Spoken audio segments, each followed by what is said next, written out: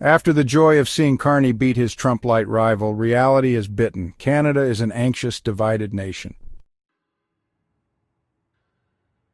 Our country faces a bumpy ride as U.S. tariffs start to hurt and disillusioned voters double down on the far right. A few days after last month's Canadian election had delivered a minority victory to Mark Carney and the Liberal Party, I got an email from someone I worked with when I lived in Virginia. They asked how I was feeling about the result, a big and complicated question. Many Canadians I know feel immense relief at what they see as Canada's rejection of the Conservative leader Pierre Poilievre's Trump-style brand. But underneath it simmers dread about what might be coming down the pipeline. After all, a good chunk of the country dislikes and even despises the Liberal Party. There's the comment I heard about leaving the country if the Liberals get re-elected. The disinformation-laced lament from a small business owner about refugees and woke ideology. The friend who insisted Carney, not Poilievre, is more Trump-like. The Conservative stronghold of Alberta is so upset with the result it might hold a referendum on leaving the country. Danielle Smith, Alberta's far-right premier, said people in her province are hurt and betrayed that Canada re-elected the Liberals. Meanwhile, Poilievre has vowed to stay on as Conservative leader with a pending by-election to secure him a seat in a reliably Tory riding. It's still common to see "Fuck Trudeau" stickers, buttons, and flags, even in the area around Toronto where I live. It's a reminder that our former Prime Minister has become a bogeyman whom the Conservatives blame for everything. I've yet to see anything "Fuck Carney," but know it's only a matter of time. The merchandise is already for sale on Amazon. "Perfect," says one reviewer. "Stupid AF," says another. The starkness of Canada's polarization is one of the election's most significant outcomes. Some people fear we will fully descend into a two-party system stuck in the kind of gridlock that has plagued the U.S. Certainly the left-of-center New Democratic Party, and to a lesser extent the separatist Bloc Québécois Party, fell victim to progressive voters' fears of Donald Trump and Poilievre. The NDP won so few parliamentary seats that it lost official party status. But more noteworthy and concerning is the shift of some NDP supporters to the Conservatives, part of a broader trend of right-wing parties that had spent decades bashing unions refashioning themselves as pro-worker. Or, in Poilievre's parlance, boots, not suits. Canada has by no means escaped the rise of far-right politics plaguing the US, the UK, and parts of Europe. The movement has grown and ranks highly with young voters, especially men. The Poilievre Conservative victory we all thought was imminent a few months ago might be delayed, not thwarted.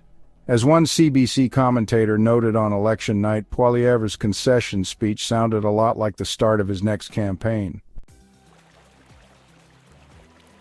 Existential issues plague this country, increasing impacts from the climate crisis, with deep divisions over the future of Canadian oil and gas, social media platforms saturated with misinformation, a consequence of Meta blocking news on its Canadian apps, chronic violations of Indigenous sovereignty, million-dollar starter homes, corporate monopolies that have seized multiple industries, and more Canadians relying on food banks. So to answer my former colleague's question, I feel like Canada's driving on a dangerous highway at a dizzying speed. We swerved to avoid what would have been a deadly accident. But we're still on that highway, in a clunky, gas-guzzling SUV, I imagine, with outdated machinery. And then, of course, there's Trump, questioning Canadian sovereignty and saying in his meeting with Carney last week that there's nothing Carney can say to get him to drop the tariffs that are already hurting Canadians.